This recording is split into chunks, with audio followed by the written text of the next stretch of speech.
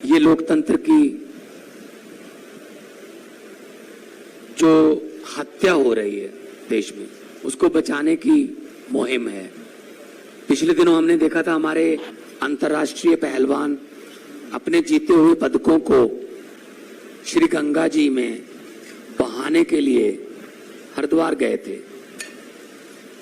अगर समय पर आवाज ना उठाई गई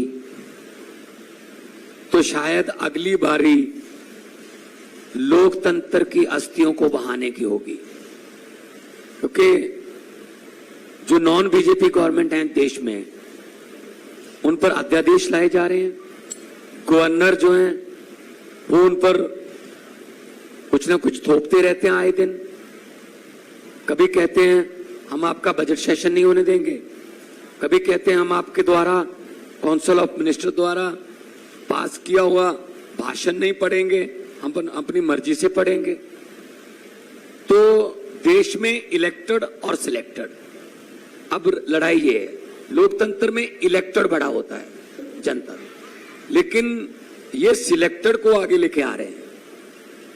बीजेपी का एक ही तरीका है, अगर इलेक्शन में नहीं जीते तो बाई इलेक्शन से जीत जाओ, उनके बंदे तोड़ लो, बाद में बाई इलेक्शन करवा लो और कह दो कि जनता का ये फैसला है। सो आज झारखंड मुक्ति मोर्चा, जो कि पार्टी के नाम में ही मोर्चा लिखा हुआ है, ये आंदोलन से निकली हुई पार्टी है और हमारी पार्टी भी एक आंदोलन से निकली हुई पार्टी है। तो हम लोगों को एक और आंदोलन करना पड़ेगा। 140 करोड़ जनता देश की ये उम्मीद करती है कि आने वाले दिनों में अगर देश में लोकतंत्र को बचाना है, इलेक्शन को बचाना है, तो हमें आवाज उठानी पड़ेगी कि ऐसे फरमान जो केंद्र सरकार की तरफ से आते हैं, जो फेडरल स्ट्रक्चर को कमजोर करते हैं, उनके खिलाफ हम आवाज उठाएं एक होकर।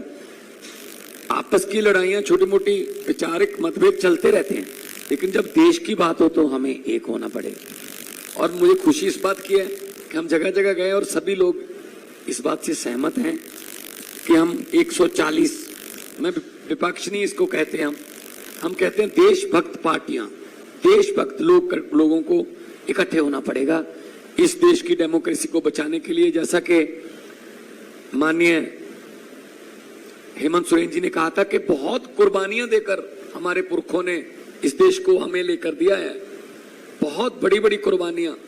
शहीद आजम भगत सिंह से लेके करतार सिंह सराभा से लेकर और चंद्रशेखर आजाद, सुभाष चंद्र बोस, बिरसा मुंडा जी, नाम गिनते थक जाओगे आप उन स्वतंत्रता सेनानियों के लिए जिन्होंने लड़ाइयां लड़ी, फिर देश मिला। ये किसी के बाप की जागीर नहीं है, लेकिन ये समझते हैं हम ही चलाएंगे।